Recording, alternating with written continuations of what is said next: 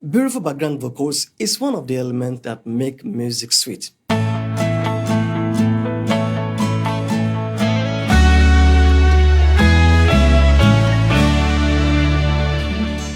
Hi, my name is Ezekiel. Hope you are doing wonderfully today. In today's video, I'll be dealing with background vocals. This is an open session of Make Me, my first song that I've released a couple of months ago. This is a song that I've worked on for almost 5 years before I released it a couple of months ago. An interesting part of it is, and why I love to share my tips, because virtually 100% of the recording of this song were recorded with inexpensive gears, from microphone and the guitar, the acoustic guitar that I mic, even in the church auditorium where I recorded the drums. My main focus is the background vocals. In today's video, I'm going to be showing you in the line from the each melody down to the harmonies, down to the vocal mix bus, and from the each channel strip.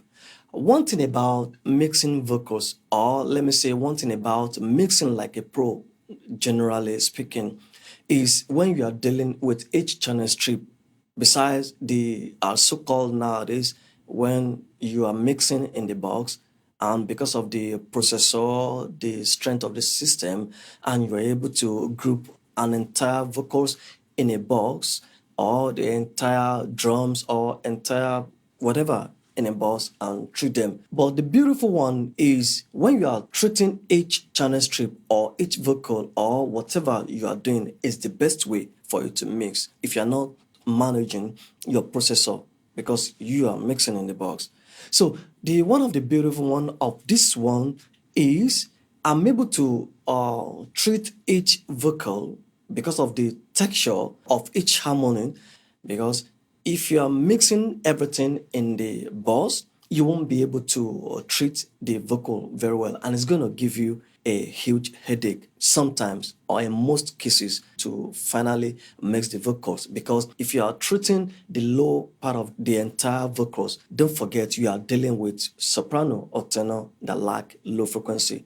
So the more you are cutting the low for the alto or for any other low part of the song in the mix box, the more you are cutting the low end or the low mid, that is too much for me. I want to balance it. Then you are also dealing with the frequency of other vocals. And at the same time, if you are trying to boost a high mid or high frequency, you are also boosting the soprano that already has much of highs. So in this case, because it's my song, nobody is giving me the pressure. So I'm able to take time to do the mix how I really want it to sound good. So let's just listen to how it sounds like with the mix. Make me an instrument of your word. Make me an Make me an instrument. instrument of your glory. Make me an instrument of your word. Make me an instrument of your glory. All right, that's the vocals.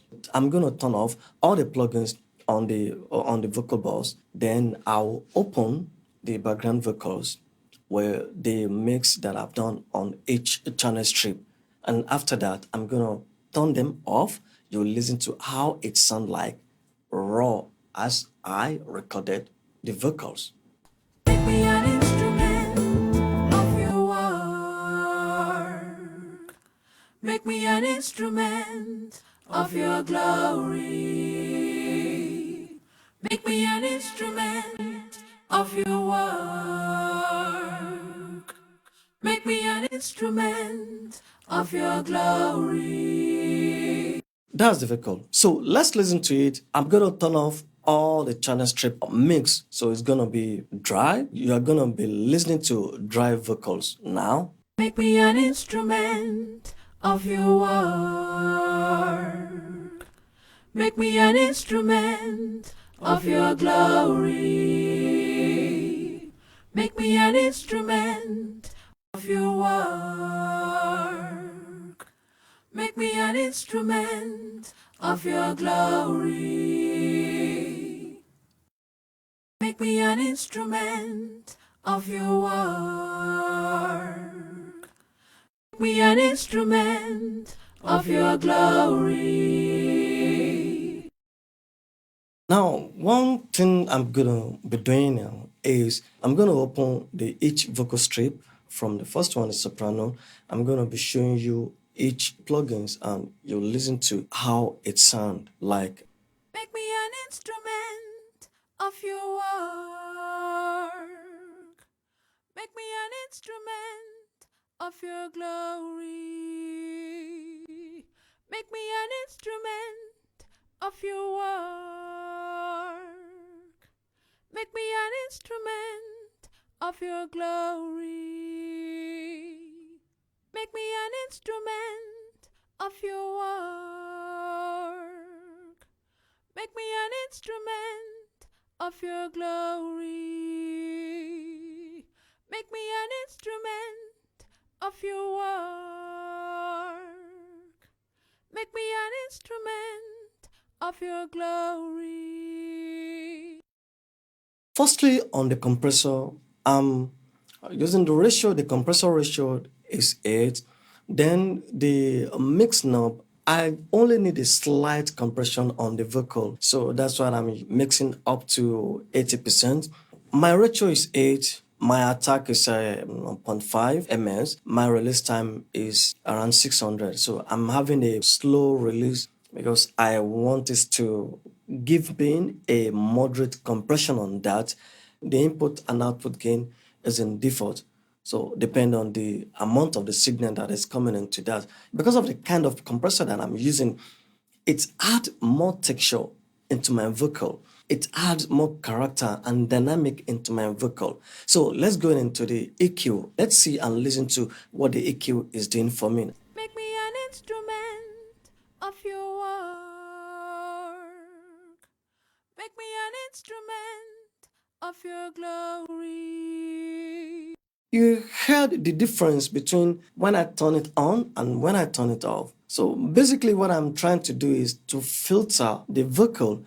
At the end of the vocal mix, I'm still going to add more texture and body into the vocal to give me exactly what I really want. But I'm trying to take away some unpleasant frequency to me from the vocal. Close to 500 hertz, I'm turning down almost minus 5 dB. I'm also cutting 3K because those are the frequency that makes it sound somehow due to the microphone that I use. After that is going down to the channel strip emulator, which I love so much. I'm using the S type because I want the vocal to still sound warm. It's also add console character into my vocal. I'm using this one sometimes as an EQ. So I always turn it on. Sometimes I use N type, but mostly I use S type. Then one more thing that I want to show you, I'm rolling off the low frequency, which is high pass filter, close to 150, so 148 or so. My vocal, I want it to sound clean. And as I speak, you're going to love the way it sounds like. So let me show you what I mean about that. Make me an instrument of your work. Make me an instrument of your glory. Make me an instrument of your work. Make me an instrument of your glory. All right, that was vocals you just listened to. Now I'm going to show you the other parts of the vocals. You're going to hear the response and what I'm doing on that. Make me an instrument of your work. Make me an instrument of your glory. Make me an instrument of your work. Make me an instrument of your glory. You see the difference in the vocals when I turn it off, when I turn it in. The vocals sound nice, warm, and a bit aggressive. But with the EQ, the compression, and the whole stuff, you can hear the calmness in the vocals. So I roll off up to 180 hertz from the low end. Down in the low mid, I'm cutting around about 400 hertz, about minus 5 or something dB. That's what I'm cutting from the low frequency. On the high mid frequency, I'm taking out 3K, about minus 3 dB. So on the high frequency, I'm boosting 3 dB on 10K. So this is going to give me the air on the high frequency, and it's going to make my vocals sound good. Everything is going to sound good and sound in agreement with each other. So I'm going to show you, you're going to see how the compressor is moving slightly, and from the dried and wet butter knob, just mixing up to 80%, and my compressor ratio is for like that. So I'm going to show you, you see the compressor, how it's moving slightly just to control the dynamic and to add more character and body to my vocals. So let's see this one and let's listen to the way this one is sounding. Make me an instrument of your work. Make me an instrument of your glory. Make me an instrument of your work. Make me an instrument of your glory. Make me an instrument of your work. Make me an instrument of your glory. Make me an instrument. Not more than that. This is just what I'm talking about, mixing background vocals like a pro. So you can hear the difference when I turn everything on. You can hear the difference in the texture and how the vocals sound nice. This is just each channel strip of the vocals that I'm working on. I have not done anything on the vocal mix bus. But before we go on, let's just listen to how the vocals sound like with the rest of the mix. Then I'll go into the vocal mix bus.